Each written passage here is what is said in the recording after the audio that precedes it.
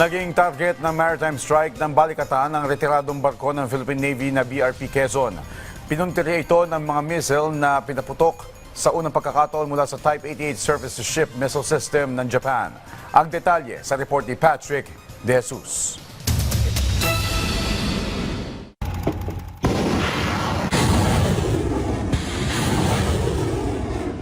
Dalawang malalaking missile ang inilunsad mula sa Type 88 surface-to-ship missile system ng Japan.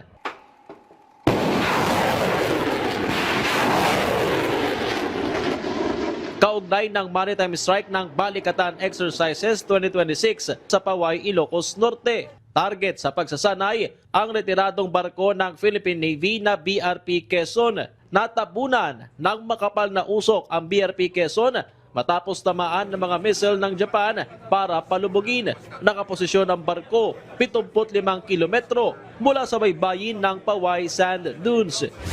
Sa loob ng 6 na minuto ay tinamaan yung target na lumang barko ng Philippine Navy, ang BRP Quezon, gamit ang dalawang magkasunod na missile na pinakawalan mula rito sa Type 88 surface-to-ship missile system ng Japan Self-Defense Forces na idineploy dito sa Pilipinas sa unang pagkakataon para sa Balikatan Exercises 2026. Sinaksihan ang aktibidad ni Defense Secretary Gilberto Teodoro Jr. kasama si Japanese Defense Minister Shinjiro Koizumi matapos ang pagpapaputok sa Type 88 sa unang beses na deployment ito sa Pilipinas. Dahil na rin sa Reciprocal Access Agreement sa Japan, umaasa si Teodoro na magkakaroon pa ng karagdagang integration sa naturang kagamitan. We have seen how it works, and it is something that we can interoperate with in the future.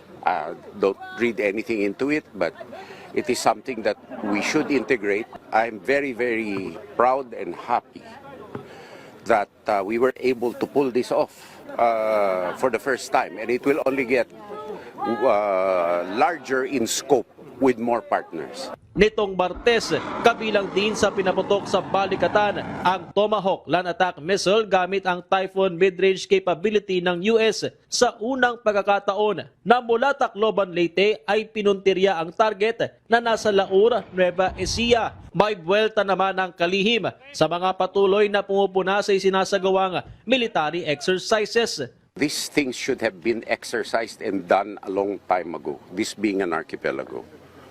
And the claims of militarization are totally misplaced at this day and age when we are open, transparent with the exercises, save for operational security.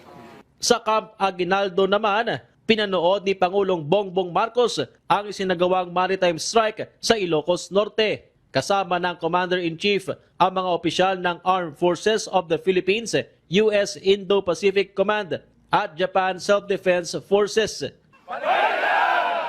Mula Ilocos Norte, Patrick De Jesus para sa Pambansang TV sa Bagong Pilipinas.